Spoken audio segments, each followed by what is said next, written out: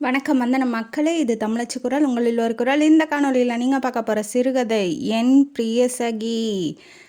இந்த கதை பேர் என் பிரியசகின்னு வச்சதுக்கு பதிலாக என் பணசகின்னு வச்சுருக்கலாம். ஏன்னா பணம் இருந்தால் தான் ஒரு பெண்ணோட வாழ்க்கை வந்து நல்லதாக அமையறதும் கெட்டதாக அமையறதும், அதாவது மோசமாக போகிறதும் பணத்தால் பணம் இருக்கிற கையில் தான் அமையும் அப்படிங்கிறது இந்த கதை மூலமாக சொல்லியிருக்காங்க.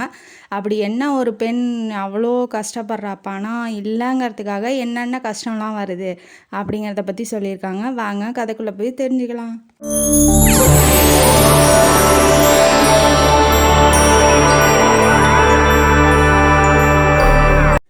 இந்த கதையோட ஆரம்பத்தில் ஹீரோயினியான சத்யாவை இன்ட்ரடியூஸ் பண்ணுறாங்க. சத்யா வந்து என்ன பண்ணுறாங்க அப்படின்னா, ஒரு சாதாரண புடவை பார்த்தாவே ஏழை, இவங்கள்ட்ட பணம் இல்லைன்னு தெரியும் இல்லையா ஒவ்வொருத்தரை பார்த்தாலே. அந்த மாதிரி ஒரு டைப்பில் ஒரு ஸ்கூல் முன்னாடி, பெரிய ஸ்கூல் இருக்குது, பணக்கார பசங்களாம் ஒரு 90% ஆஃப் பணம் இருக்கிற பெரிய ஆளுங்க படிக்கிற ஸ்கூலுக்கு முன்னாடி நின்றுட்டுருக்காங்க.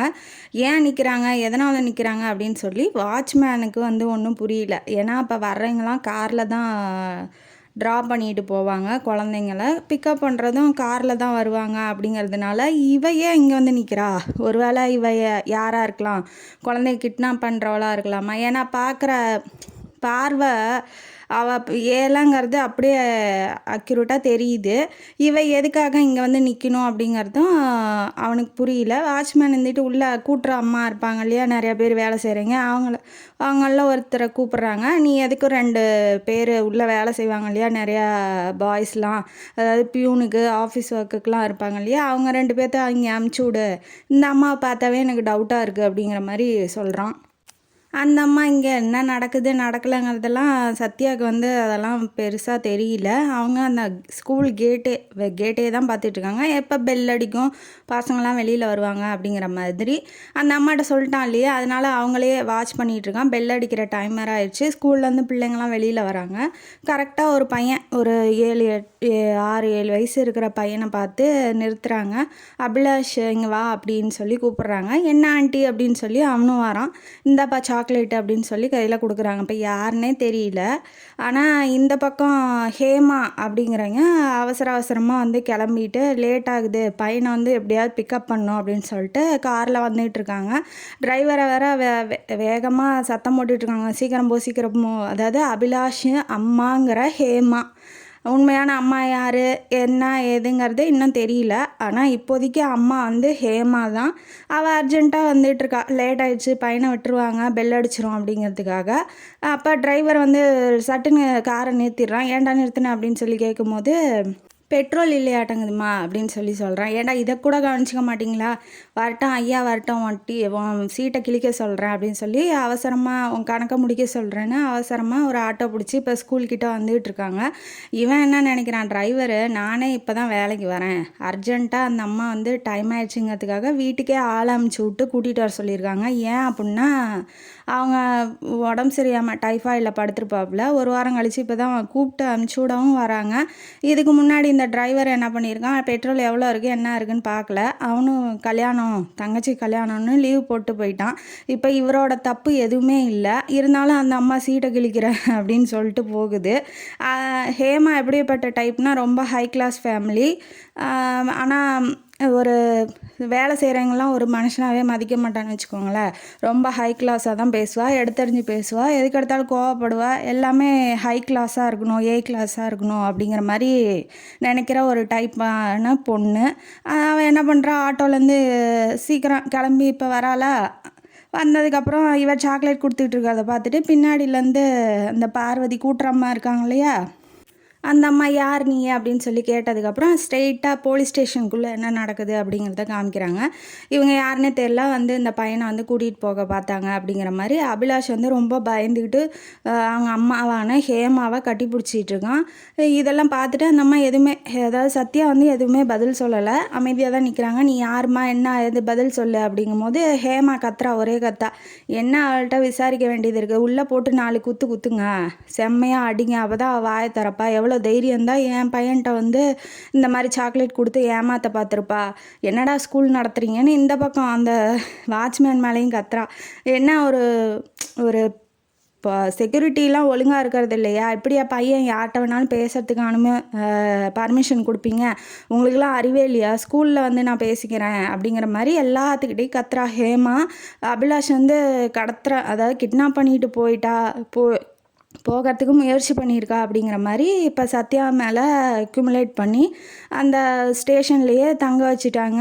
உள்ளே போட்டு அந்த லேடி கான்ஸ்டபிள்லாம் போட்டு அடிக்கிறாங்க அவளை, சத்யாவை. ஹரி வரட்டும், ஹேமா என்ன சொல்கிறா, ஹரி வரட்டும், எங்கள் வீட்டுக்கார் வரட்டும், அவர்கிட்ட சொல்லி பெரிய கேஸாக போட்டு உன்னை வெளியிலே வராத அளவுக்கு உள்ளே தள்ளிடுறேன் அப்படின்னு சொல்லி கோவத்தோட அபிலேஷை தூக்கிக்கிட்டு இப்போ போகிறா. அபிலேஷ் என்ன பண்ணுறான்னா பயந்துக்கிட்டு பூச்சாண்டி சொல்லி வச்சுருப்பாங்கள்ல குழந்தைங்கள்ட்டலாம், யார்கிட்டையும் பேசக்கூடாது, யார்கிட்டையும் எதுவும் வாங்கக்கூடாது, யார் கூப்பிட்டாலும் அம்மா இருக்காங்க அப்பா இருக்காங்கன்னு கூப்பிட்டா போகக்கூடாது, பேசிக் எல்லாம் சொல்லி கொடுத்துருப்பாங்க இல்லையா? அந்த மாதிரி அவளும் சொல்லியிருப்பாளாட்டங்குது, பூச்சிக்காரி அப்படிங்கிற மாதிரி. அதனால் சத்யாவை பார்த்தாவே அவன் வந்து பயப்படுறான். ஹேமாவை போய் கட்டி பிடிச்சிக்கிறான். அம்மா அம்மா வாமா போயிடலாம் அப்படிங்கிற மாதிரி. குழந்த தானே, 5-6 வயசு தானே, என்ன தெரியும் அவனுக்கு? அதனால வந்து தூக்கிட்டு இப்போ போயிடுறா. வரட்டும், ஹரி வரட்டும், அவங்கள பேசிக்கிறேன் அப்படிங்கிற மாதிரி. அது வரைக்கும் இவளை உள்ளேயே வைங்க, லாக்கப்லேயே வைங்க, அடின்னு அடிங்க, யார் காரணம், எதனால் என் பையனை தூக்கம் வந்தால் இதெல்லாம் வந்து கேட்டு விசாரிச்சு வைங்க அப்படிங்கிற மாதிரி இவ சொல்லிட்டு போயிடுறா. 2-3 நாளாக டார்ச்சர் நடக்குது லாக்கப்பில். அவளுக்கு அடின்னு அடிக்கிறாங்க. ஆனால் வாயை திறக்க மாட்டேங்கிறா சத்யா. இதனால தான் வந்தேன், இதனால தான் நான் அந்த பையனை சாக்லேட் கொடுத்தேன், இதுக்கு தான் வந்தேன் அப்படிங்கிற மாதிரி எதுவுமே பாயே திறக்க மாட்டேங்கிறா. கம்மு போட்டு ஓட்டின மாதிரி அப்படியே கிடக்கிறா. இந்த பக்கம் ஹீரோவான ஹரியை காமிக்கிறாங்க. அவர் தாங்கிட்ட இருக்க செல்ஃபோனு எல்லாத்தையும் கொடுத்துட்டு பிஏ கிட்ட கொடுத்துட்டு நான் எந்த கால் வந்தாலும் நீயே அட்டன் பண்ணிக்கோ, நான் உள்ள மீட்டிங்கில் இருக்கேன்னு சொல்லிட்டு போயிடுறாங்க. இவங்க டென்ஷனோட வந்து வீட்டிலேருந்து ஃபோன் அடிக்கிறாங்க. இது இந்த மாதிரி நடந்துருச்சு பையனுக்கு அப்படிங்கிறதுனால. ஃபோன் அடிக்கும் போது பிஏ தான் எடுக்கிறேன். என்ன மேடம் சொல்லுங்கள், உள்ள மீட்டிங்கில் இருக்காங்கும் போது நீ ஏன் ஃபோன் எடுக்கிற, உன்னை யார் எடுக்க சொன்னது, நான் அவர்கிட்ட பேசணும் அப்படின்னாட்டி, இல்லை அவர் உள்ள மீட்டிங்கில் இருக்கா, எதாக இருந்தாலும் நான் என்கிட்ட சொல்லுங்கள், நான் போய் சொல்லிடுறேங்கும் போது நீ யார் முதல்ல, உன்கிட்ட என்ன பேசி எனக்கு என்ன வரப்போகுது, நீ முன்ன ஃபோனை வை, முன்ன உன் கணக்காக முடிக்க வைக்கணும் அப்படிங்கிற மாதிரி. இந்த சுச்சுவேஷனே அவளுக்கு வந்து புரிஞ்சிக்க மாட்டான்னு வச்சுக்கோங்களேன். அதிகாரம் பணம் இருக்குது அப்படிங்கிற ஒரு திமிர்லையே, இப்போ திமிராக தான் பேசுவா அவளோட கேரக்டரே தான். பேசினோடனே நீ வச்சிரு, நான் அவர்கிட்ட பேசிக்கிறேன்ன வாட்டி. அவன் மீட்டிங் முடிஞ்சு வந்தோடனே ஃபோன் பண்ணுறான். ஃபோன் பண்ணதுக்கப்புறம் நீங்கள் ஏன் அவள்கிட்ட ஃபோனை கொடுத்தீங்க, அந்தளவுக்கு என்னை விட உங்களுக்கு வேலை முக்கியமா அப்படிங்கிற மாதிரி புருஷன்கிட்ட பேசுகிறா. பேசினதுக்கப்புறம் அவன் என்ன சொல்கிறான், சரி என்ன விஷயத்துக்கு ஃபோன் பண்ணுறியோ சொல்லு அப்படின்னு வாட்டி, இந்த மாதிரி நடந்துருச்சு, இந்த மாதிரி லாக்கப்பில் இருக்கான், நீங்கள் வாங்க அப்படிங்கிற மாதிரி சொன்னோன்னே நான் 2 நாளில் வந்துடுவேன், அது வரைக்கும் அவளை அங்கேயே வைக்க சொல்லு, நான் வந்துடுறேன் அப்படிங்கிற மாதிரி இவரும் சொல்கிறாப்புல. சொன்னதுக்கப்புறம் இன்ஸ்பெக்டர் ஃபோன் பண்ணி என்ன விஷயத்தையும் அவள் சொல்லிட்டா.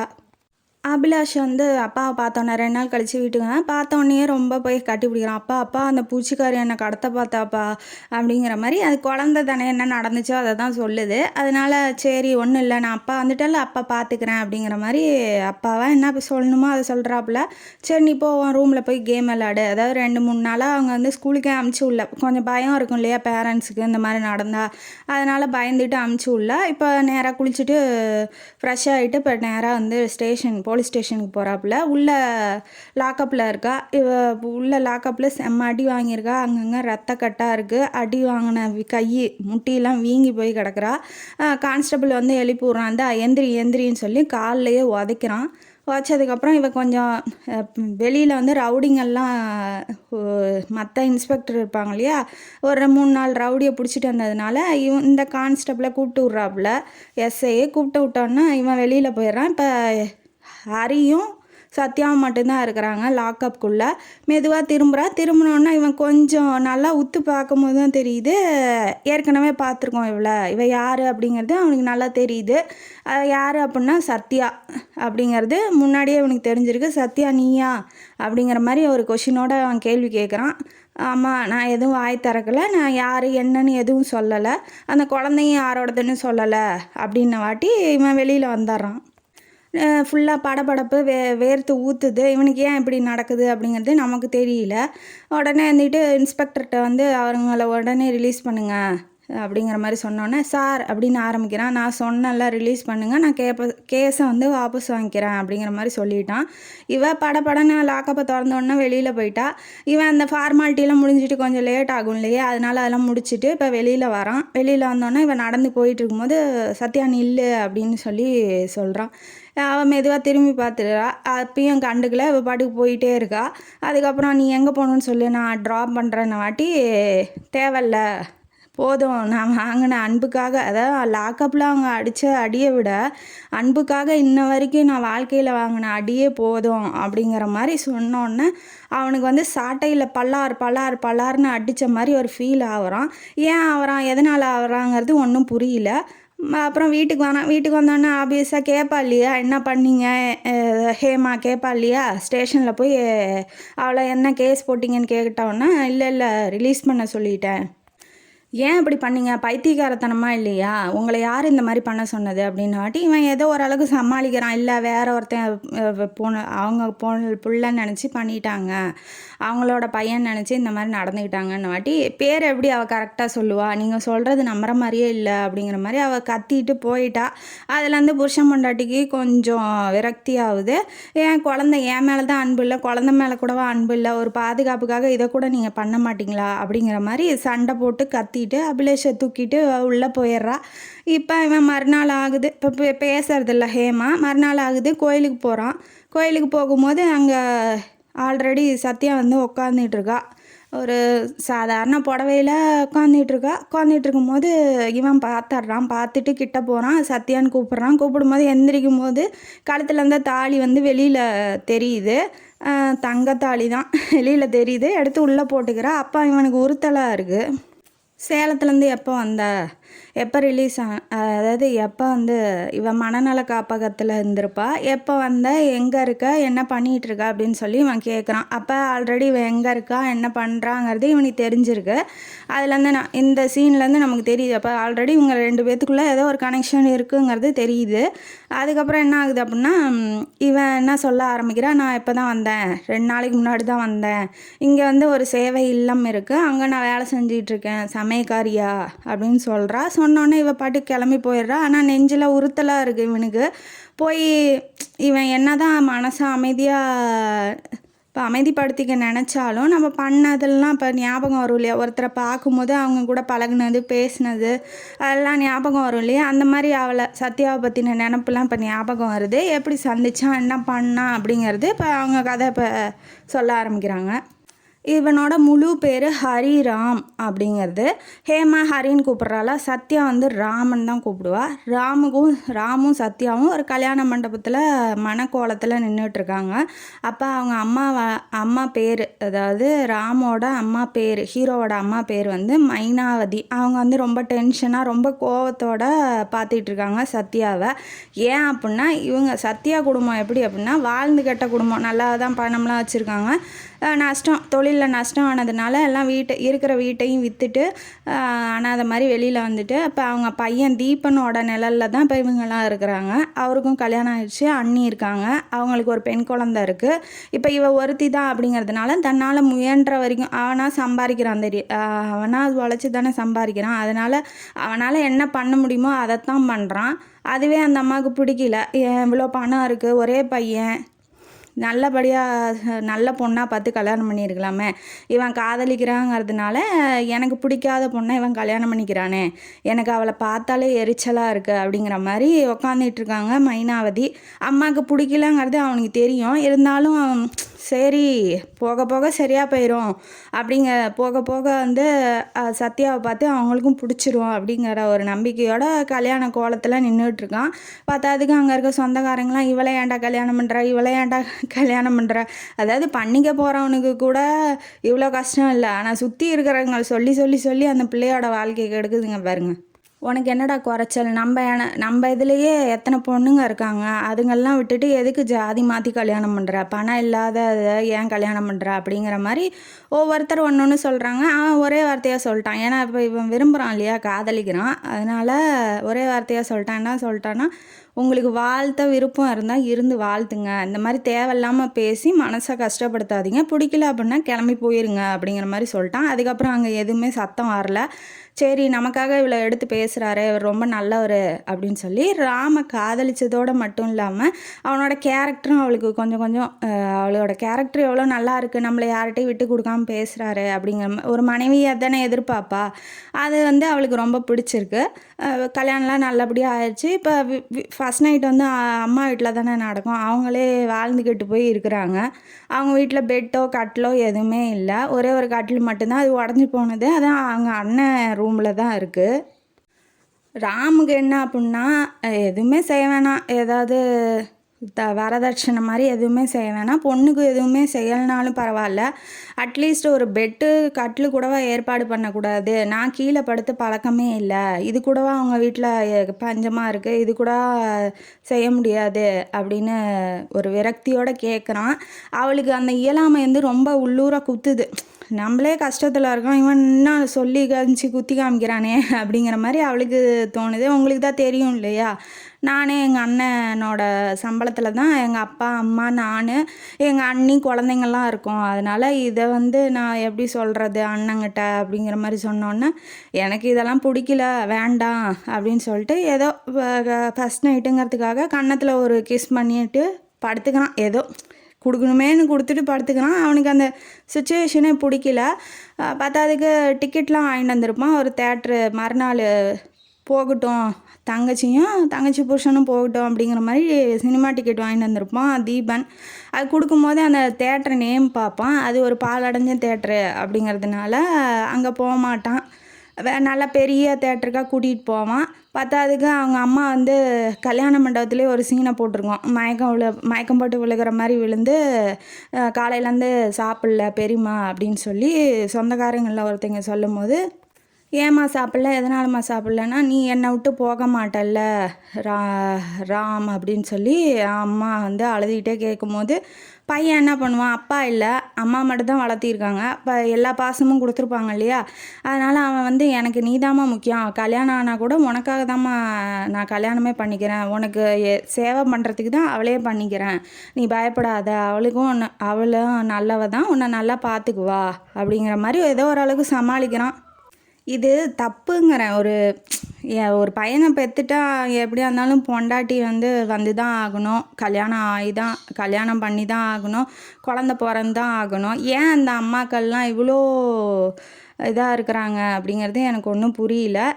அம்மா இருக்கிறது, அம்மா மேலே பாசம் இருக்கிறது இருக்க தான் செய்யும், மனைவி மேலே இருக்கிற பாசமும் இருக்க தான் செய்யும். அது மனைவி மேலே பாசமே வைக்கக்கூடாது, என் மேலே மட்டும்தான் பாசமாக இருக்கணுங்கிறது எந்த தாயும் பண்ணக்கூடாது. இருந்தாலும் இவளுக்கு ஒரு பயம் தானே, இப்போ காதலிக்கிறான், அவளுக்காக எல்லாத்துக்கிட்டையும் எய்த்து பேசுகிறாங்கும் போது நம்மளை விட்டுட்டு போயிடுவானோ அப்படிங்கிற ஒரு பயம் இருக்குது. இவன் என்ன பண்ணுறான், அந்த இடத்துல கீழே டெய்லி கட்டில் இல்லாமல் கீழே படுக்க முடியாது அப்படிங்கிறதுனால அம்மா வீட்டுக்கு டெய்லி வந்துடுறான். இப்போ அவன் ரூமுக்குள்ளே அவன் போய் படுத்துக்கிறான். அது ஃபஸ்ட் நைட்லாம் இன்னும் நடக்கலை. இதை பார்த்து அன்னிக்காரி என்ன பண்ணுறா, அதாவது ஹீரோயினோட அண்ணி என்ன பண்ணுறான்னா, என்னம்மா அது 3 மாதத்துக்கு ஆம்பளைங்க அதாவது புது கல்யாணம் பண்ணால் பொண்டாட்டி விட்டு எங்கேயுமே போக மாட்டாங்கம்மாங்க, இப்படி என்ன டெய்லி நடக்குது, நீ எதுக்கும் புருஷனை கைக்குள்ளே வச்சுக்கோ அப்படிங்கிற மாதிரி அவங்க சொல்கிறாங்க. இவளுக்கும் கொஞ்சம் பயமாக தான் இருக்குது, எங்கே நம்ம புருஷன் நம்மளை விட்டு போயிடுவானோ அப்படிங்கிற ஒரு பயம் இருக்குது.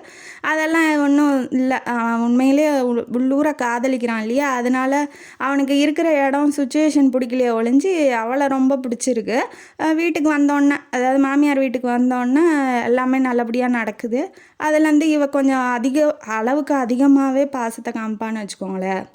என்ன பண்ணுவாங்க, ஆம்பளைங்க தானே வந்து குழஞ்சி பேசுறது, ஹக் பண்ணுறது, கிஸ் பண்ணுறது அந்த மாதிரி பண்ணுவாங்க இல்லையா. இப்போ இவளே கொஞ்சம் இவளே போய் பண்ணுறது, ஹக் பண்ணுறது, இவளே போய் எனக்கு ரொம்ப பிடிக்கும் அப்படிங்க ஒரு பொசசிவில் போய் பண்ணுறா. புருஷன் நம்மளை விட்டு போகக்கூடாது அப்படிங்கிறதுனால பண்ணுறா. ஏன்னா எல்லோரும் முன்னாடி இவளை விட்டு கொடுத்து பேசாமல் இருக்கிறான், எல்லா மரியாதையும் தரான் இல்லையா. அதனால் அம்மாவையும் நல்லபடியாக தான் கவனிச்சுக்கிறான், நல்லா சமைச்சு போடுறா. இருந்தாலும் அவங்களுக்கு பிடிக்கலன்னா பணம் இல்லை அப்படிங்கிறதுனால அவளை பார்த்தாவே அவங்க எரிஞ்செறிஞ்சு விழுகிறாங்க. இதெல்லாம் பெருசாக எடுத்துக்க மாட்டா. மாமியாரை எதிர்த்து ஒரு வார்த்தை கூட பேச மாட்டா. ஏன் தேவையில்லாமல் பேசிக்கிட்டு, அவங்களுக்கு தான் பிடிக்கல, அதனால் இவ எதாவது பேசினா கூட ஒதுங்கி போயிடுவா. ஆனால் அவன் வந்தா, அதாவது ராம் வந்தா, ஹீரோ வந்தால் மட்டும் அவன்கிட்ட சொல்லுவான், இந்த மாதிரி உங்கள் அம்மா பேசுகிறாங்க, இந்த மாதிரி திட்டுறாங்க அப்படின்ன வாட்டி இவன் என்ன பண்ணிட்டான், கன்னத்தை கட்டி ஒரு அப்பிட்டான். என்ன சொல்கிறான்னு தெரியுதா, என்னை பெத்தவளை பற்றி என்கிட்டயே கம்ப்ளைண்ட் பண்ணுறா, அவங்க கெட்டவங்க அப்படின்னு. இந்த வேலையெல்லாம் வச்சுக்காத, எங்கள் அம்மா எத்தனை இடத்துல எவ்வளோ பணக்கார பொண்ணெல்லாம் எனக்கு பார்த்தாங்கன்னு தெரியுமா, உன்னை காதலிச்சதுக்காக உன்னையே நான் கல்யாணம் பண்ணணும் அப்படிங்கிறதுக்காக என் பிடிவாதத்துக்காக அவங்க ஒத்துக்கிட்டாங்க, அவங்கள பற்றி இனிமேட்டு தப்பாக பேசுனா நீ அவ்வளோதான் அப்படிங்கும்போது அவளுக்கு நெஞ்சில் வந்து இடியே இறங்கிடுச்சு. ஏன்னா அப்போ நம்ம ஏழை, நம்மள்ட்ட ஒன்றும் இல்லை அப்படின்னு தெரிஞ்சு தானே காதலிச்சான், அப்படின்னு தெரிஞ்சு தானே கல்யாணமும் பண்ணான், அதையே சொல்லி காமிக்கணும். இப்போ அம்மாக்காக தான் உன்னை கல்யாணம் பண்ணிக்கிட்டேன், அம்மா எனக்காக ஒத்துக்கிட்டாங்க அப்படிங்கிற மாதிரி அவங்கள பெருசு பண்ணி நம்மளை வந்து கீழ்த்தரமாக பேசுகிறானே அப்படிங்கிற மாதிரி தோணுது. அவளுக்கு கொஞ்சம் கொஞ்சம் அவங்க மாமியார் மேலே வெறுப்பு வர ஆரம்பிக்குது. 3 மாதம் இப்படியே ஓடுது. அவள் ப்ரெக்னென்ட் ஆகுறா. நல்லபடியாக குழந்த இருக்கணும் அப்படின்னு சொல்லி வேண்டிக்கிறான். ராமுக்கு ஒரே சந்தோஷம். சின்ன சின்ன சண்டை மாமியார் மருமகக்குள்ளே வந்தாலும் அவன் அமைதியாக போகிறதுனால பெருசாக எதுவும் பூதாகரமாக ஆகலை. இவளுக்கும் மாமியாருக்கும் உள்ளூர சந்தோஷம்தான் அவள் ப்ரெக்னெண்ட்டாக ஆனது. பையனோட வாரிசு வருது இல்லையா, அதனால் அந்த அம்மாவுக்கும் சந்தோஷம்தான். ஆனால் மூஞ்சில் எதுவும் காமிச்சிக்காது, சிடுனே விழுந்துக்கிட்டு இருக்கு. எல்லா வேலையும் செய்வா. வாந்தி சாப்பிட முடியாது. வாந்தி எடுக்கும்போது ஒரு டம்ளர் தண்ணி கூட எடுத்து கொடுக்க மாட்டாங்கன்னு வச்சுக்கோங்களேன். அவங்க பொண்ணாக இருந்தால் இப்படி பண்ணுவாங்களா, கொஞ்சமாவது ஹெல்ப், அதாவது ஒருத்தி கஷ்டப்படுறா, சரி நம்மளால் முடிஞ்சது ஒரு டம்ளர் தண்ணி கொடுக்கலாம், இல்லை போய் படுங்கலாம், இல்லை எந்த வேலையும் செய்ய வேணான்னு சொல்லலாம், ஏதாவது சொல்லலாம் இல்லையா. அந்த அம்மா எதுவுமே சொல்லாது, சீரியலை போட்டுக்கிட்டு பார்த்துக்கிட்டு இருந்தா. அவள் டென்ஷன் ஆகும்ல, எவ்வளோ தான் பொறுத்து போவா, டென்ஷன் ஆகி திட்டி விட்டுறா. ஆனால் ராம் வந்து இதுக்கு 2 மடங்காக அவளுக்கு என்னென்ன தேவையோ எல்லாம் தாங்குன்னு தாங்குறான்.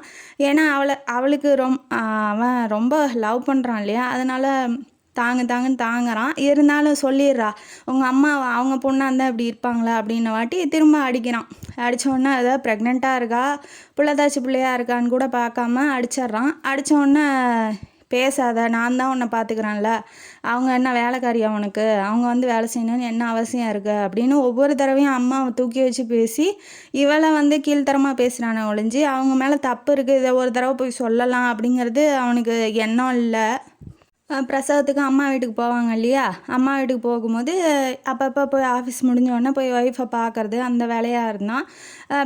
தேதி குறித்த டெலிவரி டேட்டு கிட்ட வந்தோடனே எந்த ஹாஸ்பிட்டலில் சேர்க்குறீங்க, எந்த ப்ரைவேட் ஹாஸ்பிட்டலு அப்படின்னு சொல்லி கேட்கும்போது அவங்க அப்பா அம்மா, ஹீரோயினியோட அப்பா அம்மாவுக்கு தான் காசே இல்லை, அவங்களே அவங்க பையன் காசில் உட்காந்து சாப்பிட்டுட்ருக்காங்க. அவங்கள்ட்ட போய் கேட்டால் அவங்க என்ன சொல்லுவாங்க, கவர்மெண்ட் ஹாஸ்பிட்டலு தான் மாப்பிள்ளை அப்படின்னு சொன்னோன்னே, என்ன அப்படி இருக்கிறீங்க, என் பிள்ளை கவர்மெண்ட் ஹாஸ்பிட்டலில் பிறக்கணுமா, ஐயோ என்னால் முடியாது, அவ்வளோ சீப்பாக என் சொந்தக்காரங்களாம் என்னை கீழ்த்தரமாக நினைப்பாங்க, இதெல்லாம் நான் ஒத்துக்கவே மாட்டேன் அப்படின்னு வாட்டி இவங்களுக்கு பயப்படுறாங்க. ஐயோ 30,000 40,000 ஆகும், நான் எங்கே போய் செலவு பண்ணுறது, நாங்களே இப்படி என் பையன் இதில் உட்காந்து சாப்பிட்டுட்டு இருக்கோம் அப்படிங்கிற மாதிரி சொன்னோன்னே, நீங்கள் ஏன் செலவு பண்ணணும், நான் செலவு பண்ணுறேன், நல்ல ஹாஸ்பிட்டலாக சேர்த்து விடுங்க ப்ரைவேட்டில் அப்படின்ன வாட்டி இவளுக்கு ரொம்ப சந்தோஷம்தான்.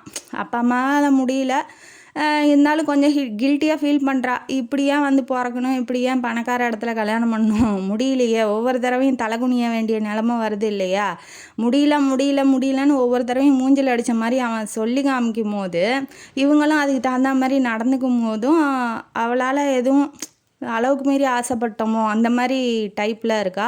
இருந்தாலும் புருஷன் மேலே அன்புக்காக இப்படி பண்ணுறானே பரவாயில்ல, எனக்காக நீங்கள் ஏன் இப்படி பண்ணணும், அப்படி எவ்வளோ செலவு பண்ணணும் அப்படின்னு கேட்கும்போது, ஆமாம் என் பொண்டாட்டி என் பிள்ளை, நான் செலவு பண்ணுவேன் அப்படின்னு சொல்கிறான். ப்ரைவேட் ஹாஸ்பிட்டல்லே நல்லபடியாக குழந்த பிறந்துடுது. பிறந்தவுடனே அம்மா வந்து தூக்கி வச்சு, அதாவது அவங்க அம்மா, ஹீரோட அம்மா தூக்கி வச்சு கொஞ்சுறாங்க. நான் தான் வளர்ப்பேன், நான் தான் எல்லாம் பண்ணுவேன்னு சொன்னோன்னே இவன் கொஞ்சம் பொசசிவ் ஆயிடுறான். இவன் அம்மா ஆகிட்டா இல்லையா, டக்குன்னு குழந்தைய வாங்கி வச்சுக்கிட்டு, இல்லை நான் தான், என்னோட குழந்த அப்படிங்கிற மாதிரி சொல்கிறா. ஒருத்தருக்கு ஒருத்தர் மூஞ்ச மறைச்சிக்கிறாங்க. உள்ளூர வந்து காஞ்சிக்கிட்டு தான் இருக்காங்க. என்னைக்கு வெளியில் வரப்போதோ தெரியல. இப்போ குழந்தைக்கு தடுப்பூசி போடுறதுக்காக இவங்க ஹாஸ்பிட்டலுக்கு போயிடுறாங்க. அப்போ இந்த மாமியார் இருக்காங்க இல்லையா, அவங்க என்ன பண்ணுறாங்க, படிக்கிற புக்கை தேடிட்டு இருக்காங்க. அப்போ வந்து ரூமெல்லாம் அடுக்கி வச்சு சுத்தம் பண்ணது இவ தானே, மருமக தானே, அதனால் அவள் ரூமில் போய் பார்க்கலாம், அங்கேயே வச்சுட்டாலும் என்னமோ சொல்லி நினைக்கிறாங்க. உடனே இவங்க போகிறாங்க, ரூமுக்குள்ளே போகலாமா வேணாமான்னு தயக்கத்தோடு போகிறாங்க. என் வீடு, நான் கட்டின வீடு, என் புருஷன் வீடு, நான் போவேன் அப்படிங்கிற மாதிரி இவ மனசுக்குள்ளே நினச்சிக்கிட்டு இப்போ உள்ளே போகிறாங்க. போனோன்னே ஒரு புக்கு பெரிய புக்காக இருக்குது, அதை இழுத்துடுறாங்க. இழுத்தோடனே 3-4 புக்கு கீழே விழுந்துருது. விழுந்தோடனே ஒரு புக்கிலேருந்து வெளியில் லெட்ரு வருது. அதில் ஒரு ஃபோட்டோ இருக்குது. ஃபோட்டோவோட ஒரு லெட்ரு இருக்குது. என்ன அப்படின்னா, நான் மகேந்திரன், என்ன தெரியும்ல உனக்கு, அதாவது சத்யாவுக்கு முன்னாள் காதலன் எக்ஸ் லவர் வந்து எழுதியிருக்கான். என்ன நீ சொன்ன நம்ம எப்போதும் சந்திக்கிற இடத்துல நான் காத்துட்ருக்கேன். இந்த நாள் வரைக்கும் நான் பண்ணது தப்பு தான், ஆனால் இனிமேட்டு என்னை ஒதுக்கி வைக்காத, உன்னை உயிருக்கு உயிராக காதலிக்கிறேன் அப்படிங்கிற மாதிரி காதல் வசனம்லாம் எழுதி டயலாக்லாம் போட்டு அந்த லெட்ரு வந்து யார் கையில் கிடைக்கக்கூடாதோ அவங்க கையிலேயே கிடச்சிருச்சு. இவ இதுதான் சான்ஸு அப்படின்னு சொல்லிட்டு சண்டை போடலாம் அப்படின்னு வெயிட்டிங்கில் உட்காந்துட்டு இருக்கா. உடனே பையனை கூப்பிட்டு நான் உன்ட்ட தனியாக பேசினேன்னாட்டி இவ குழந்தைய தூக்கிட்டு உள்ளே போயிடுறா. சத்யா உள்ளே போயிடுறா. போனதுக்கப்புறம் இங்கே பாரு உன் பொண்டாட்டி லட்சணத்தை, இவ தான் வேணும்னு இப்படி கல்யாணம் பண்ணிட்டு வந்த இந்த நாதேரி நாயை, இவன் வந்து என்னென்ன பண்ணியிருக்கா பாரு, உனக்கு முன்னாடியே எத்தனை பேர்த்த லவ் பண்ணாலும் தெரில, இது அதில் தான் ஒருத்தன் இவன், 1க்கு 2 போட்டு விடு, அதான் பெண்ணுக்கு பெண் தான் எதிரிங்கிற மாதிரி. அது முடிஞ்சு போன கதை, அது என்னமோ நடந்துட்டு போகுதுன்னு விடாமல் இப்போ சொன்னால் புருஷன் பொண்டாட்டிக்குள்ளே தகராறு வரும்னு தெரிஞ்சே இந்த அம்மா இதெல்லாம் பண்ணுது. ஏற்கனவே அவள்கிட்ட தான் பணம் இல்லை, ஒன்றும் இல்லை இல்லையா, அதனால் இந்த அம்மா சுச்சுவேஷனை பார்த்து அடிக்குது. அவன் பார்த்தா அதுக்கு ட்ரிகர் ஆயிடுறான். ட்ரிகர் ஆனோடனே உள்ளே போகிறான். இது என்ன அப்படின்னு சொல்லி கேட்கும்போது அவள் அப்போ தான் பிரித்து பார்க்குறா. அது ரொம்ப நாளாச்சு, எந்த புக்கில் வச்சேன்னு கூட அவளுக்கு மறந்துடுச்சாட்டங்குது. திறந்து பார்த்தோன்னே கை கால்லாம் நடுங்குது. பழசு பண்ண தப்பு வந்து இப்போ கண்ணுக்கு முன்னாடி தெரியுது இல்லையா, அதை பார்த்து நடுங்குறா. என்ன இது, நான் உன்னை காதலிச்ச, எனக்கு மட்டும்தான் சொந்தமானவ, நான் தான் உன்னோட முதல் காதலனாக இருக்கணும்னு ஆசைப்பட்டேன், ஆனால் இது என்னது, இது ஏன் நீ என் கல்யாணத்துக்கு முன்னாடி சொல்லலை அப்படின்ன வாட்டி, இது தேவையில்லாதுங்க. அவன் வந்து தப்பான ஆளுன்னு தெரிஞ்சவொன்னே நான் அவனை வந்து காதலில் விழுகலை, காதலிக்கவே இல்லை. அதாவது இவளுக்கு வந்து ஸ்கூல் டைம்லாம் வந்திருக்கு, பின்னாடியே வந்து துரத்திக்கிட்டே வந்து லவ் பண்ணியிருக்கான். ஸ்கூல் டைம்னால் எது நல்லது எது கெட்டது, குடும்பத்துக்கு எப்படி குடும்பம் பண்ணுறது, காசு செலவு பண்ணாமல் அதாவது சம்பாதிக்காமல் எப்படி வந்து வாழ்க்கையை நடத்துறது, பணம் இல்லாமல் எப்படி இருக்கிறது அப்படிங்கிறதுலாம் தெரியாதுங்க. வாழ்க்கைனா என்னன்னே தெரியாது. பின்னாடியே வந்தான் ஒரு இன்ஃபாக்சுவேஷன், அதாவது பார்த்தோன்னா பிடிச்சிருங்க இல்லையா, அந்த மாதிரி வந்ததுங்க. ஆனால் அவன் தப்பானவன் தெரிஞ்சவொன்னே அவனை விட்டு விலகிட்டேன். அவன் லெட்டர்லேயே முத்தம் கொடுத்துருக்கான். நீங்கள் எந்த அளவுக்கு போயிருப்பீங்கன்னு எனக்கு எப்படி தெரியும்னு வாட்டி, ஏங்க அப்படி பேசுகிறீங்க, அப்படிலாம் எதுவும் இல்லைங்க அப்படிங்கிற மாதிரி அவள் எவ்வளோ சொல்கிறா. இருந்தாலும் இவனுக்கு ஒரு எவனோ ஒருத்தன் தின்னதை நம்ம திங்கிறோமோ, எவனோ ஒருத்தன் எச்ச பண்ணதை நம்ம பண்ணுறோமோ, எவனோ ஒருத்தன் லவ் பண்ணவள நம்ம லவ் பண்ணி கல்யாணம் பண்ணிக்கிட்டோமோ. எங்கள் அம்மா அப்பயே சொன்னாங்க உன்னை கல்யாணம் பண்ணிக்க வேணான்னு, நான் தான் வந்து தேவையில்லாமல் உன்னை கல்யாணம் பண்ணி என் வாழ்க்கை சீரழிஞ்சிச்சுங்கிற மாதிரி இவன் அதாவது இத்தனை நாள் அவங்க அம்மா சொல்லி சொல்லி கொஞ்சம் கொஞ்சமாக விஷத்தை வச்சு இப்போ பெரிய விஷமாக ஆகி அந்த விஷத்தை இப்போ கக்க ஆரம்பிக்கிறான். அவளால் எதுவுமே பதில் சொல்ல முடியல. இனிமேட்டு இங்கே இருக்காத அப்படிங்கிற மாதிரி உங்கள் வீட்டில் கொண்டு போய் விட்டுறேன் அப்படிங்கிற மாதிரி இப்போ கிளப்பி விட்றான். அவளை உடனே பொட்டியை காட்ட சொல்லி பிள்ளையோட தூக்கிட்டு இப்போ அவங்க அம்மா வீட்டில் கொண்டு போய் விடுறதுக்கு போகிறான். இதுலேருந்து இவ வாழ்க்கையில் 7.5 பிடிச்சிக்கிச்சின்னு வச்சுக்கோங்களேன். கொண்டு போய் அவங்க அம்மா வீட்டில் விடும்போது அவங்க அண்ணன் அவங்க அம்மா அப்பா எல்லாம் கேட்குறாங்க, ஏன் மாப்பிள்ள வெளியூருக்கு போகிறீங்களா அப்படின்னு கேட்டோன்னே, இல்லை உங்கள் பொண்ணை நீங்களே வச்சுக்கோங்க, நான் இனிமேட்டு வாழ மாட்டேன் அப்படிங்கிற மாதிரி சொன்னோன்னே, இது என்ன கடையில் வாங்குற ஜாமானா, நீயே வச்சுக்கணும் வாங்கிட்டு போயிட்டு ரிட்டர்ன் பண்ணுற அப்படிங்கிற மாதிரி அவங்க அப்பா கேட்கவும், ஆமாம் எவனோ ஒருத்தன் காதலிச்சோன்னே நான் ஏன் வச்சுக்கிட்டு கல்யாணம் பண்ணி குடும்பம் நடத்தணும் அப்படிங்கிற மாதிரி கேட்டோன்னே, எவனோ ஒருத்தன் நான் என்ன சொல்கிறா, தங்கச்சியை பற்றி பேசுனா வாய் கீழே உடச்சிருவேன் அப்படிங்கிற மாதிரி அவங்க அண்ணன் எகிரிட்டு வரும்போது வாயிலே லெட்டரை வைக்கிறான். வச்சோன்னே அவன் பிரித்து பார்த்தோன்னே சீங்கிற மாதிரி தங்கச்சியவே நினைக்கிறான். இந்த வேலையெல்லாம் நீ பண்ணியிருக்கியா, எங்களுக்கு மான மரியாதை ஒன்று தான் இருக்குது, அதையும் நீ கெடுத்துருவியா, அதாவது காசு கொடுக்க முடியல வாழா வெட்டி அப்படின்னா கூட பரவாயில்ல, ஆனால் நீ இன்னொருத்தனை வந்து காதலிச்சிக்கிட்டு இப்படி குடும்பம் நடத்திக்கிட்டு இருக்காங்கிறத எந்த விதத்தில் நாங்கள் ஏற்றுக்க முடியும், நீ எனக்கு பிள்ளையே இல்லை, நான் இனிமேட்டு உனக்கு சோறு போட மாட்டேன்னு அவங்க அண்ணங்காரன் போயிடுறான். அவங்க அப்பா அம்மா வேணா வச்சுக்கிட்டு காப்பாற்றிட்டோம் அப்படிங்கிற மாதிரி அவன் அவங்க அப்பா அம்மாவை கழட்டி விட்றதுக்கு பிளான் பண்ணுறான். அவங்க அப்பா அம்மா என்ன பண்ணுறாங்க, ஐயோ நாங்களே உன்னை நம்பி தான்ப்பா இருக்கோம், எனக்கு அவளே இல்லை அப்படிங்கிற மாதிரி அவங்களும் தண்ணி தெளித்து விட்டுறாங்க. இப்போ யார் என்னென்ன எப்படி இருக்கிறாங்க அப்படிங்கிறத இந்த சுச்சுவேஷன் மூலமாக அவள் தெரிஞ்சுக்கிறா. உங்களுக்கு வச்சு காப்பாத்த வக்கு இல்ல அப்படின்னா, எதுக்கு அந்த பிள்ளை மேல பழிய போட்டு எல்லா வேலையும் பண்ணணும்? அப்படிங்கிறது தான் எல்லாம் வேண்டா வெறுப்பா அவள வச்சுக்கிட்டு இருக்காங்க. அவ தப்பே ஏதோ ஒரு தப்பு பண்ணிட்டா வயசு காரணமா. அதுவும் காதலிச்சது ஒரு குத்தமா? அது என்ன காதல்னா என்னன்னே தெரியாத வயசுல வர்றதெல்லாம் காதலா? அதெல்லாம் ஒரு பெரிய விஷயமா நெனச்சுக்கிட்டு, அவ எப்ப கழட்டி விடலான்னு நெனச்சுக்கிட்டு இருந்தாங்க. இப்ப எல்லாருமே சுத்தி ரவுண்டு கட்டி இப்ப கழட்டி விடுறதுக்கு ரெடி ஆயிட்டாங்க. இவ புரிஞ்சுக்கிட்டா. சரி இதுதான் நம்மளோட தலையெழுத்து, இதுதான் இப்படி தான் இருக்குது. அதனால் என்ன பண்ணுறான்னா, நான் உங்கள் பார்வையில் கெட்டவளாகவே இருந்துட்டு போகிறேன், என் பையன் என்கிட்ட இருந்தால் அதுவே எனக்கு போதும், என் குழந்தைய கொடுங்க, நான் வெளியில் போய்க்கிறேன் அப்படிங்கிற மாதிரி கிளம்புறா. உடனே அவன் என்ன சொல்கிறான், நீ என் குழந்தையெல்லாம் வச்சுக்க முடியாது, என் குழந்தை எனக்கு வேணும், நான் டைவர்ஸ் வாங்கும் போது என் குழந்தையும் சேர்த்து வாங்கிடுவேன் அப்படிங்கிற மாதிரி அவன் சொல்கிறான். என்னமோ பண்ணிக்கடான்னு சொல்லிட்டு இவள் வெளியில் போயிடுறா. வீட்டை விட்டு வெளியில் போயிட்டு, அதான் அவன் வீட்டுக்குள்ளே சேர்த்துக்க மாட்டேங்கிறானுங்க இல்லையா, வீட்டை விட்டு வெளியில் போயிட்டு ஒரு ஃப்ரெண்டோட வீட்டில் 3 நாள் தங்குறா. அங்கேயும் எத்தனை நாளைக்கு தான் வச்சுருப்பாங்க. அதனால் வெளியில் போய் வேலை தேட ஆரம்பிக்கிறா. சர்டிஃபிகேட் கொடுங்க அப்படின்னு சொல்லி கேட்கும் போது, புருஷன் வீட்டில் நீ இது இருந்தால் தானே வேலைக்கு போவ, நீ இருந்தால் தானே சம்பாரித்து சாப்பிட முடியும் அப்படின்னு சொல்லி அவள் கண்ணு முன்னாடியே அந்த சர்டிஃபிகேட்லாம் கிழித்து எரிஞ்சிட்றான். டூப்ளிகேட்டாக போட்டு வாங்கலாம் அப்படின்னாலும் கையில் காசு இல்லை. அதான் பாருங்கள், பெண்கள் எப்போவுமே சேஃப்டிக்குன்னு ஒரு பணத்தை அமௌண்ட்டை வச்சுக்கோங்க. ஏன்னா யாரையுமே நம்பாதீங்க. அம்மா காப்பாற்றுவாங்க, அப்பா காப்பாற்றுவாங்க, அண்ணன் காப்பாற்றுவான், தம்பி காப்பாற்றுவான். நமக்கு நாமே துணைங்கிற மாதிரி எப்போவுமே கையில் சேஃப்டியாக ஒரு கேஷ் வச்சுக்கோங்க. எப்போ எது மாதிரி வாழ்க்கை மாறுங்கிறத யாராலையுமே நம்ப முடியாது. அதனால் உங்களுக்குன்னு சேஃப்டியாக கொஞ்சம் கேஷ் வச்சுக்கோங்க, அது நல்லது அப்படின்னு நான் சொல்லிக்கிறேன். அதுக்கப்புறம் என்ன ஆகுது அப்படின்னா, இருக்கிற பணத்தை வச்சுக்கிட்டு ஏதோ ஒரு வேலையை தேடினதுக்கப்புறம் வர்ற சம்பளம் என்ன ஆகுது அப்படின்னா, இந்த மாதிரி வீடு வீடாக போய் கணக்கு எடுப்பாங்க, மார்க்கெட்டிங் வேலை அந்த மாதிரி பண்ண ஆரம்பித்தோன்னா ஒரு தனியாக வீடு பார்த்து தங்கினோன்னா அந்த வீட்டுக்கு செலவு, அந்த வீட்டில் குழந்தைக்கு அதுக்குமே சரியாக போயிடுது, வாடகைக்கும் குழந்தைக்கும். இவள் கொஞ்சமாக தன்னோட செலவெல்லாம் குறைச்சிக்கிட்டு கொஞ்சமாக சாப்பிட்டு இழைச்சே போயிடுறா. ஒரு பக்கம் வாழ்க்கை சதி பண்ணுதுன்னா, இன்னொரு பக்கம் புருஷன் சதி பண்ணுறான். என்ன பண்ணி தொலைகிறது? பொம்பளையாக பிறந்துட்டு இதை சித்திரவதையெல்லாம் அனுபவிக்க வேண்டியதாக இருக்குது. இவன் என்ன பண்ணுறான், பொம்பளை தனியாக இருக்கா, ஆம்பளை சும்மா விடுவானுங்களா, சுற்றி இருக்கிறவனுங்க, தெருவில் இருக்கிறவனுங்களாம். அதில் ஒருத்தன் என்ன பண்ணுறான்னா, வீட்டுக்குள்ளே திடீர்னு பூந்துடுறான். அவன் பேர் முரளி. அவன் பூந்துட்டு என்ன வா போகலாம் அப்படிங்கிற மாதிரி கூப்பிட்டு கையை பிடிச்சி இழுத்தோன்னே நீ யார்ரா ராஸ்கா வெளில போடா அப்படின்னாட்டி, இவன் என்ன பண்ணியிருக்கான்னா, அந்த வீடு இவன் எங்கே இருக்கா அப்படிங்கிறதெல்லாம் புருஷனுக்கு தெரிஞ்சிருக்கு, ராமுக்கு தெரிஞ்சிருக்கு. அவன் குழந்தைய மட்டும் ஈவினிங் ஆனால் குழந்தைய மட்டும் ரோட்லேயே நின்றுட்டு பார்த்துட்டு, ரோட்லேயே கொஞ்சிட்டு, ரோட்லேயே பார்த்துட்டு போயிடுவான். இதை பார்த்துட்டு இருந்தேன். இவன் என்ன பண்ணிட்டான், இவன் ஐட்ட மாட்டேங்குது, காரில் வர்றன்ட்டெல்லாம் கம்பெனி கொடுக்குறா அப்படிங்கிற மாதிரி நினச்சிக்கிட்டு இவன் உள்ளே பூந்துருக்கான். ஏன்டி காரில் போகிறவன்ட்ட தான் கம்பெனி கொடுப்பியா, நானும் கார் எடுத்துகிட்டு வரேன், எனக்கு கம்பெனி கொடுங்கிற மாதிரி தப்பாக பேசுவோம். செருப்பால் அடிப்பேன், நாயை வெளில போன்னு அடித்து துரத்தி விட்ருக்கா. இந்த பயத்துலேயே 2 நாளாக ஜுரம் வந்துடுது. அதிகமாக வேலை செய்ய முடியல அவளால், வெளியில் கூட வர முடியல. இவன் காரில் நின்னோடனே கூப்பிட்றான், குழந்த மட்டும் ஒடியாருது.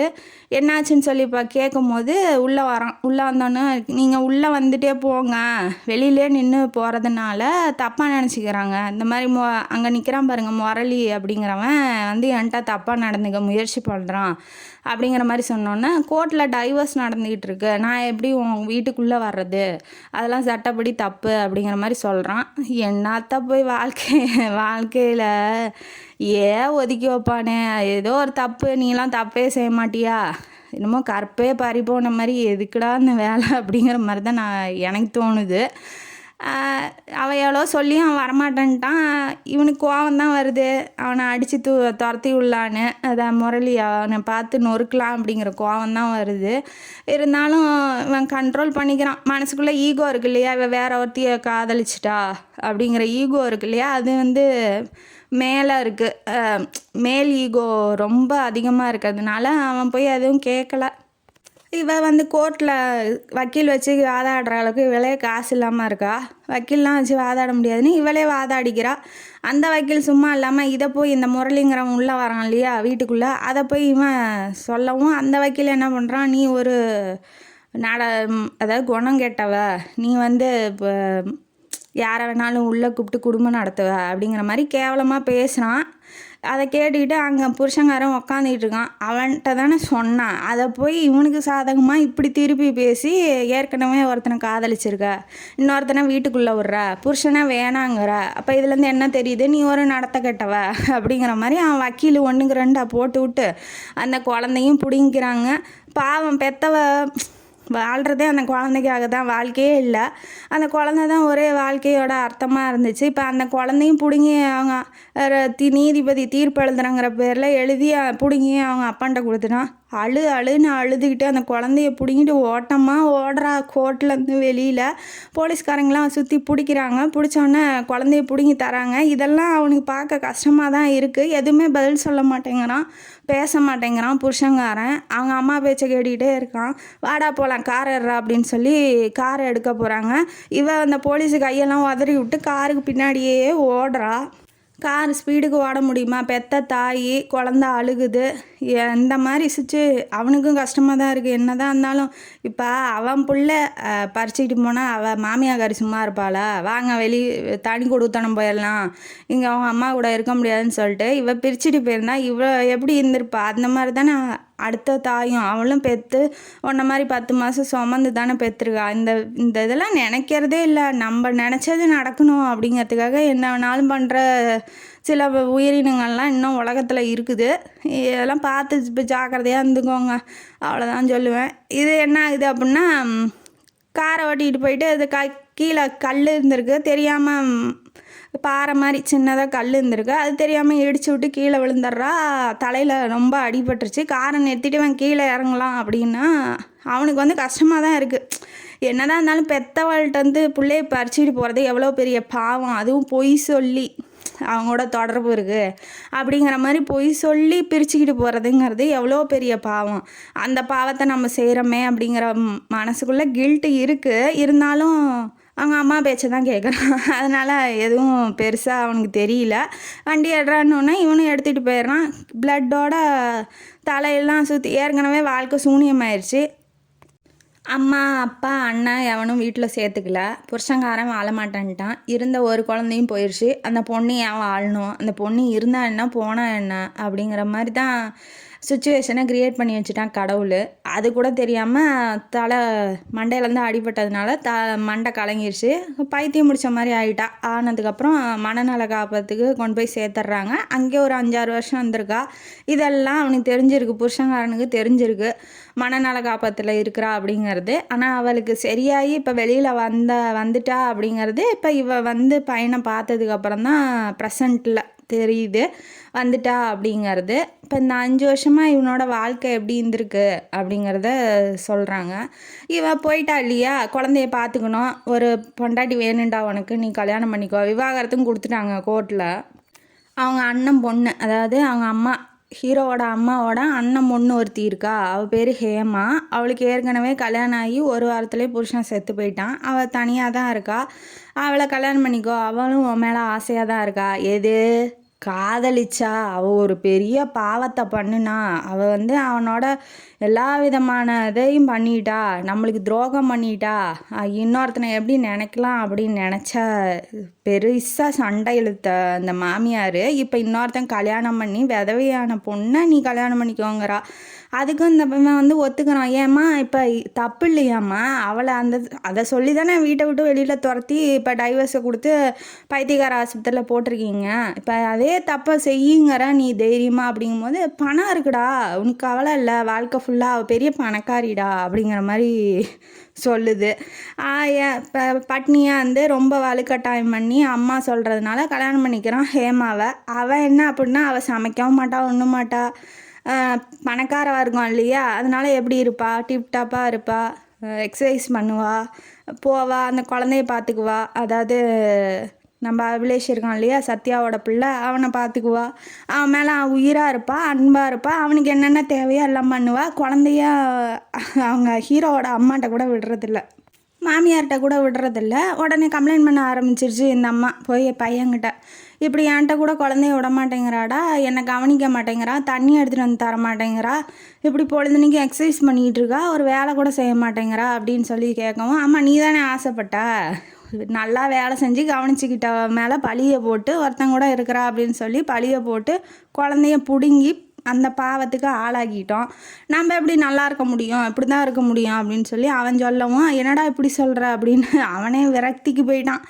இவளும் வந்து சரி நம்ம பண்ணது தப்போ அப்படிங்கிற மாதிரி அவளும் வந்து ஒத்துக்கிற மாதிரி இருந்து ஒரே வருஷத்தில் கவலையிலேயே அப்படியே செத்து போயிட்டாங்க.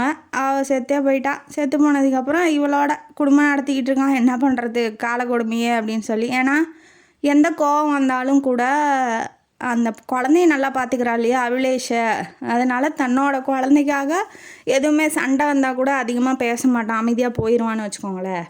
ஹேமா வந்து ஹரிராம் அப்படிங்கிற ஹீரோ மேலே ரொம்ப பொசசிவாக இருப்பாள். ரொம்ப லவ் பண்ணி கல்யாணம் பண்ணியிருக்கா இல்லையா அவனை, ரொம்ப பிடிச்சி போய் கல்யாணம் பண்ணியிருக்கா இல்லையா, அதனால் யார் கூடயும் பேசுகிறதோ பழகிறதோ அவளுக்கு பிடிக்காது. புருஷன் தானே ஆகிட்டான், அப்புறம் அப்படி தானே இருப்பாங்க. இவளுக்கு கொஞ்சம் ஓவராக இருக்கான்னு வச்சுக்கோங்களேன், ஓவர் பொசசிவ். பழைய ஒய்ஃபோட ஆல்பத்தெல்லாம் பூட்டி பத்திரமா வச்சுருப்பான். அதாவது சத்யாவோட கல்யாண ஆல்பத்தெல்லாம் பத்திரமா வச்சுருப்பான்.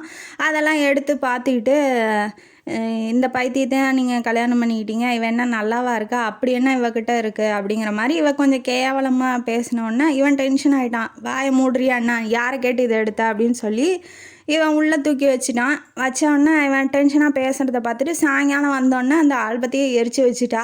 இதுக்கு மேலே இவ சத்யாவை பற்றி பேசினா நமக்கே வந்து விஷத்தை வச்சு கொண்டுருவாடா அப்படின்னு சொல்லி அதுலேருந்து அவளை பற்றி பேசுறது இல்லை, அவளுக்கு சப்போர்ட் பண்ணுறதும் இல்லை. அவள் டாபிக் வந்தால் கூட இவன் எந்திரிச்சு இப்போ வெளியில் போயிடுறது.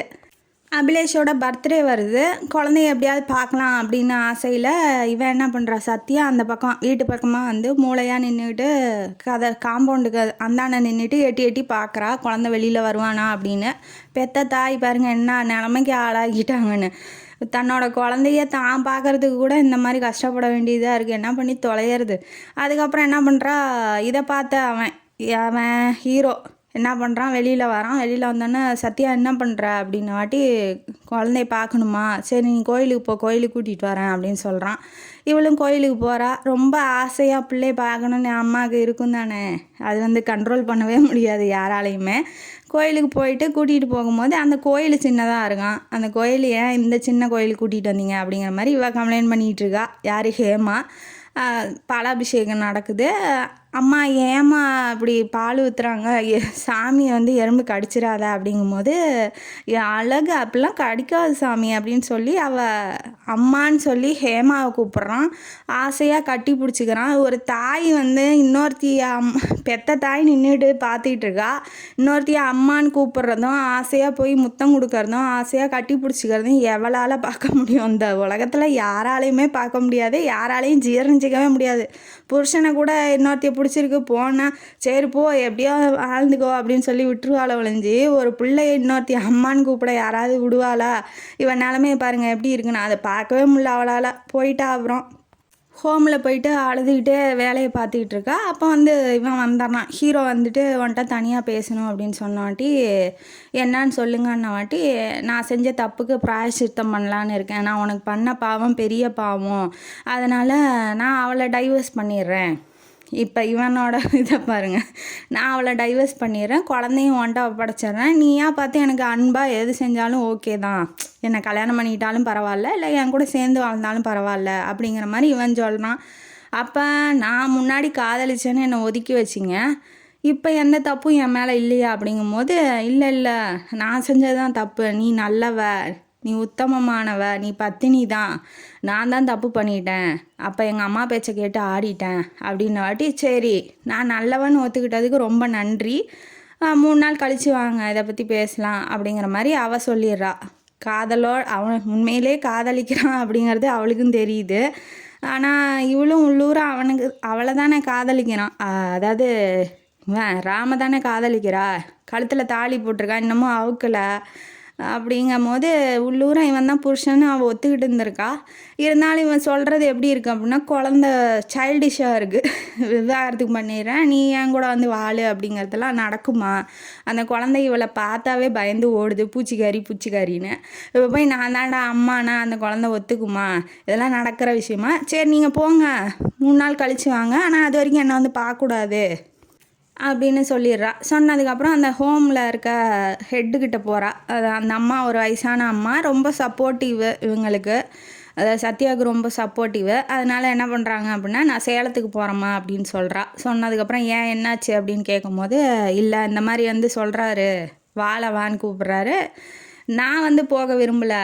ஏன்னா இன்னொரு சத்யா உருவாயிடக்கூடாது. இப்போ அவன் ரொம்ப பொசசிவாக இருக்கா. அந்த குழந்தை இல்லைன்னா அவ்வளோதான் அப்படிங்கிற ரேஞ்சுக்கு, அது ரொம்ப அன்பாக இருந்து இன்னொரு குழந்தை பெற்றுக்கிட்டா இவனை பார்த்துக்க முடியாதோ அப்படிங்கிறதுக்காக குழந்தையே பெற்றுக்காமல் இருக்கா 5 வருஷமாக. இப்போ அந்த குழந்தைய போய் என்கிட்ட பிடுங்கி தரேன், என்ன நீ கல்யாணம் பண்ணிக்கோ அப்படின்னு சொல்லி புருஷன் சொல்கிறான்.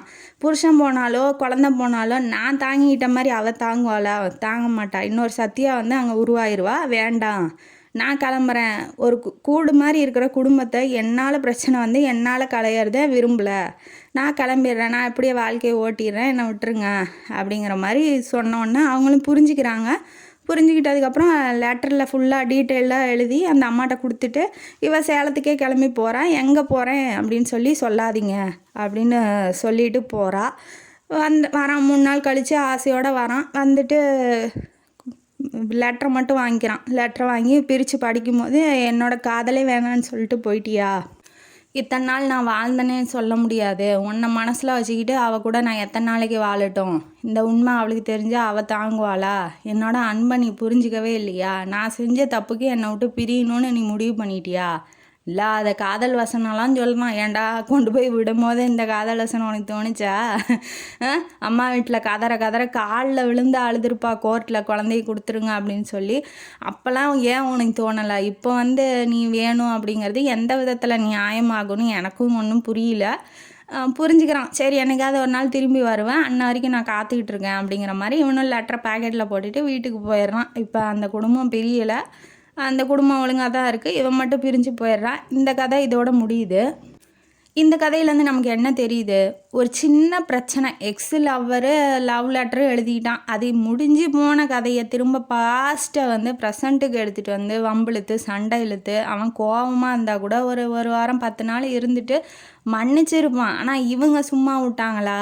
மாமியார் ஏற்றி விட்டு அந்த குழந்தைய பிரித்து அந்த பிள்ளை வாழ்க்கைக்கு எடுத்து என்ன வருது, யாருக்கு என்ன ஒருத்தரும் இல்லை. அவளும் நிம்மதியாக இல்லை, இவளும் நிம்மதியாக இல்லை, இவனும் நிம்மதியாக இல்லை. 3 பேர் வாழ்க்கையும் இப்போ போச்சா? ஏன் இந்த வேண்டாத வேலை? அதனால் வந்து பாஸ்ட்டாகவே இருக்க விட்டுருங்க. ப்ரெசண்ட்டில் கொண்டு வந்து தேவையில்லாமல் சந்தேகப்படுறது, தேவையில்லாமல் உண்மையிலேயே தப்பாக இருந்தால் ஒதுக்கி வைக்கலாம். ஆனால் காலில் விழுந்து கதறவள்கிட்ட போய் நீ குழந்தைய பறிச்சிக்கிட்டு வந்து என்ன நடந்து போயிடுச்சு, நாளைக்கு அந்த குழந்தைக்கு இவன் அம்மா இல்லைன்னு தெரிஞ்சால் என்ன ஆகும்?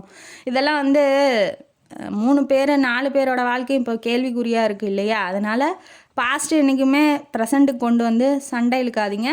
என்ன நடந்துச்சுங்கிறத சுச்சுவேஷனை நல்லபடியாக உட்காந்து பொறுமையாக யோசித்து முடிவெடுங்க. அவசரப்பட்டு இவ வேணாம் இவ டைவர்ஸ், அவள் வேணாம் அவன் டைவர்ஸ்ன்னு போகாமல் வாழ்க்கையை வந்து சிறப்பாக வாழுங்க அப்படிங்கிறது இந்த கதையோட கருத்து. இந்த கதை உங்களுக்கு பிடிச்சிருக்குன்னு நினைக்கிறேன். இந்த கதையும் காணொலி உங்களுக்கு பிடிச்சிருந்தா லைக் பண்ணுங்கள், ஷேர் பண்ணுங்கள், சப்ஸ்கிரைப் பண்ணுங்கள், கமெண்ட் பாக்ஸில் கமெண்ட் பண்ணுங்கள். நன்றி மக்களே.